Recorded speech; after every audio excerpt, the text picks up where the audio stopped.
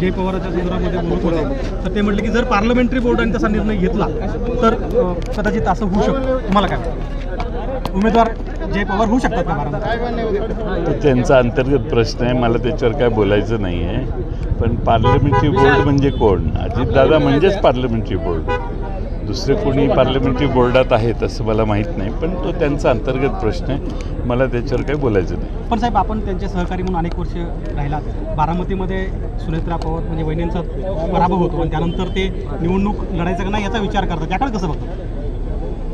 नाही, काय त्यांची काही कारणं आहेत मला माहीत नाही.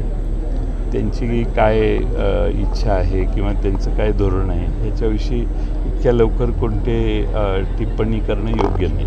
लोकसभेच्या निकालानंतर त्यांचे हे विचार बदलले असतील असं वाटतं तुम्हाला? नाही, असं काही नाही आहे. तसं काय असं आपण म्हणू शकत नाही. ते तिथं अनेक वर्ष त्यांनी काम केलेलं आहे, त्यामुळं त्यांचा काय विचार आहे ते मला माहीत नाही. पाटील साहेब, इच्छुकांची संख्या बीड जिल्ह्यात मोठ्या प्रमाणात वाढलेली आहे, कसं फेस करणार आहेत? कारण की एकाला तुम्हाला प्रत्येक मतदारसंघामध्ये संधी द्यावं लागणार आहे, मागणी खूप लोकांची आहे, कसं फेस करणार आहेत या सगळ्या तणावात? नाही, आम्ही मार्ग काढू, योग्य मार्ग काढू, सगळ्यांना विश्वासात घेऊ, काही कुठं अडचण येणार नाही.